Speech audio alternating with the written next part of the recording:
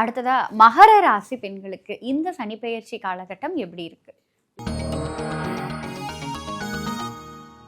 முடிஞ்சதுடா 7:30 சனி எப்படா போவாருன்னு நாங்கள் உட்காந்துருந்தோம். ஒரு வழியாக கிளம்பிட்டாருங்க, வாக்கியப்படியும் கிளம்பிட்டாருங்கிற ஒரு அஷூரன்ஸ் நீங்கள் கொடுத்துட்டீங்க. சந்தோஷங்கிற நிம்மதியோட மகர ராசி பெண்கள் கண்டிப்பாக இந்த ரீல்ஸ் பார்ப்பாங்க.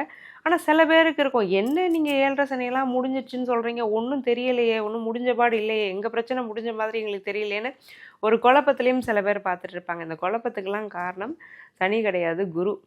நம்மால் எங்கே உட்காந்துட்டு இருக்கிறாரு, 6ல் உட்காந்துருக்கிறாரு. 6ல் குரு இருக்கும்போது என்ன ஆகும்னா, எதிரிகள் வலுப்பார்கள், எதிர்ப்பு வலுக்கும். இவங்க ஒரு கருத்தை சொன்னால் அதுக்கு வீட்டில் உள்ளவங்களே ரொம்ப எதிர்கருத்து சொல்கிறது, இவங்களை ஒரு மாதிரி அடிமையாக்குறாங்களோ, நம்மளை ரொம்ப கண்ட்ரோல் ஆக்குறாங்களோ அப்படிங்கிற ஒரு நினைப்பெல்லாம் மகர ராசி பெண்களுக்கு உள்ளுக்குள்ளே வர ஆரம்பிச்சிடும். ஏன்னா குருங்கிறவர் 6ல் இருக்கும்போது எதிரிகள் வலுப்பார்கள், எதிர்ப்பு வலுக்கும். நீங்கள் ஒரு கருத்தை சொல்கிறீங்கன்னா அதுக்கு எதிர்கருத்துங்கிறது உங்களை சுற்றியே உட்காந்துக்கிட்டு இருக்கும். இந்த ஒரு சூழ்நிலையெல்லாம் இந்த சனி பயிற்சி 7:30 சனியெல்லாம் முடிஞ்சிருச்சுங்கிற ஒரு அந்த அமைதியை உங்களுக்குள்ளே கொடுக்காது. அங்கே குரு ஒரு மாதிரி டிஸ்டர்ப் பண்ணிட்டே இருப்பார் உங்களை. சரி, அப்போ இந்த சனி பயிற்சிக்கு அப்புறம் எங்களுக்கு எப்படி இருக்க போகுது?